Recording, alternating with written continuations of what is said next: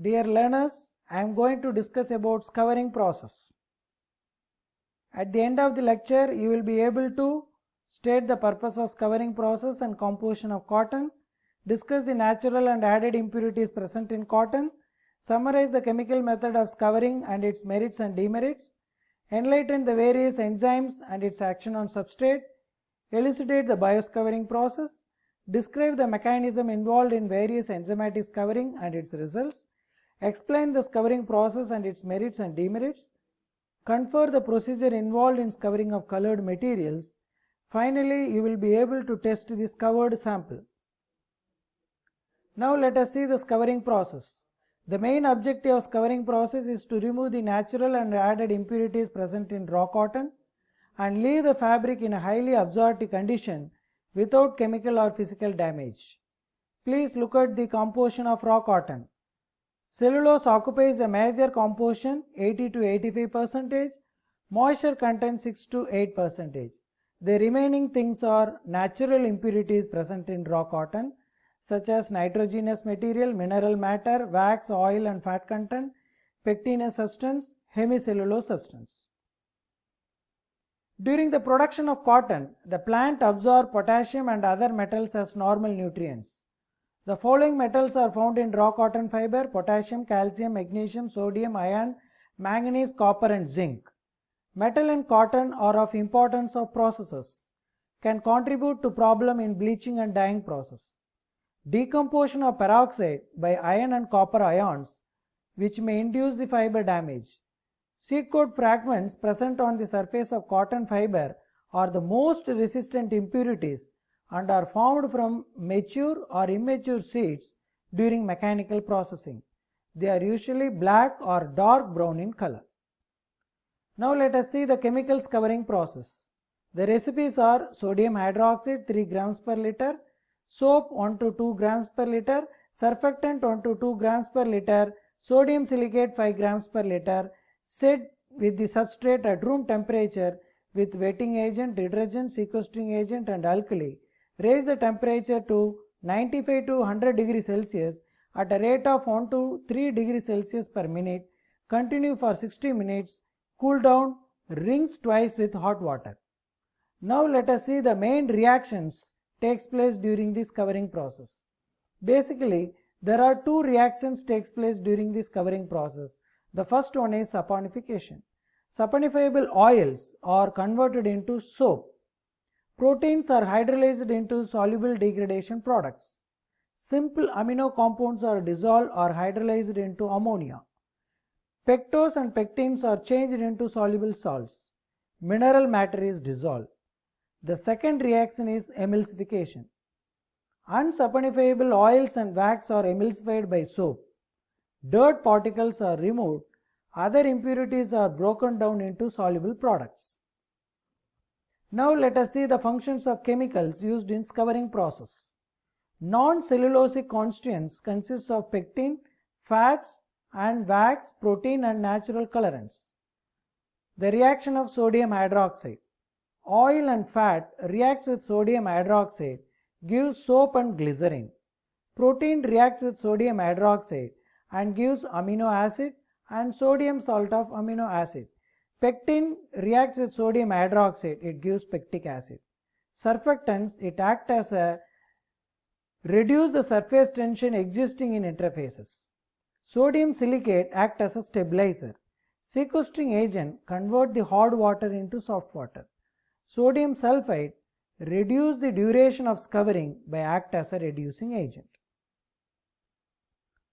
Introduction about enzymes.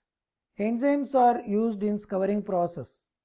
Enzymes are high molecular weight proteins produced by living organisms. They are capable of catalyzing chemical reactions in biological processes and hence are known as biocatalysts. Generally, enzymes contain an active site where the reaction is carried out, a binding site which links to the substrate. In order to catalyze a reaction, the enzyme molecule has to form a complex with the substrate.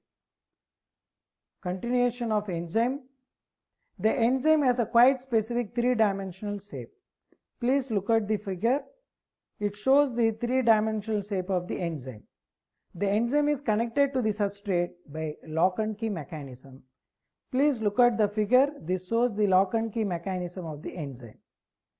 Generally, enzymes work at low atmospheric pressure and temperature, slight acidic, neutral and alkaline pH. They are very sensitive molecules. Most enzymatic activities are extremely sensitive to pH. Any increase or decrease of pH results in lowered reaction rates. Now let us discuss the enzyme and its action. Removal of non-cellulosic substance by hydrolytic enzymes. Hydrolytic enzymes are pectinase, gyelinase and cellulase.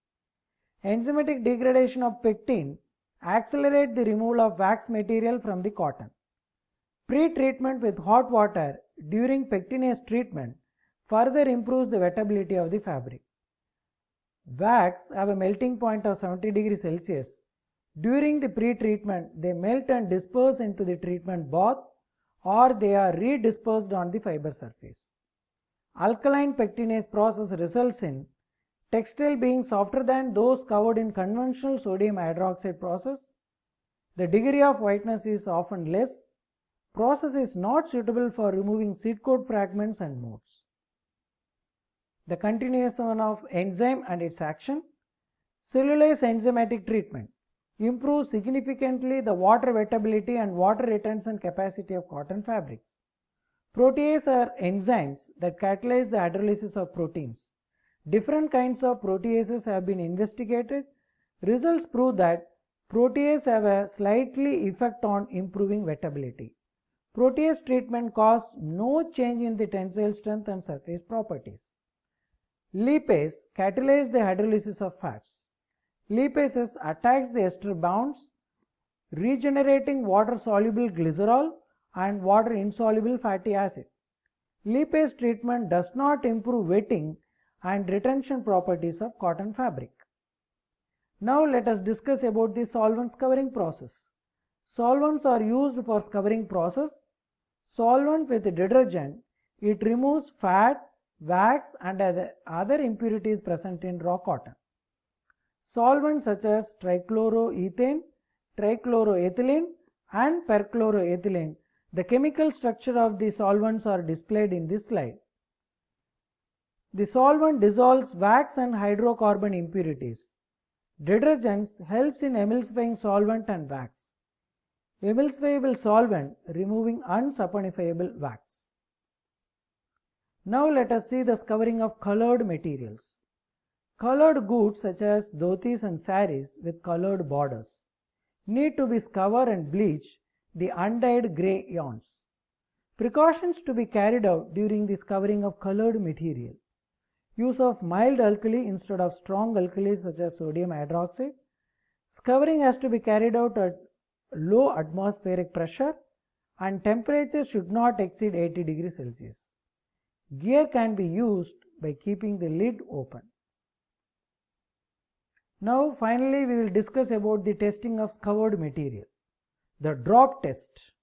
A drop of water is allowed to fall on a fabric.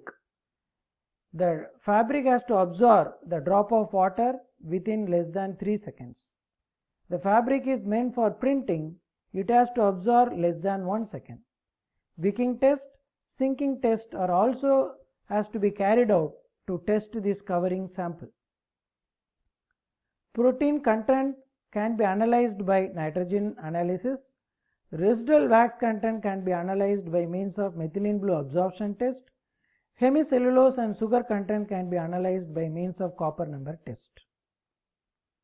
Now let us see the summary of this lecture. I have discussed the purpose of scouring process and composition of cotton, natural and added impurities present in cotton, chemical method of scouring and its merits and demerits, various enzymes used and its action on substrate, bioscouring process, mechanism involved in various enzymatic scouring and its results, solvent scouring process and merits and demerits, the procedure involved in scouring of colored material. Finally, I have discussed the testing procedure involved in scouring of sample. Thank you one and all. Thank you for watching the lecture.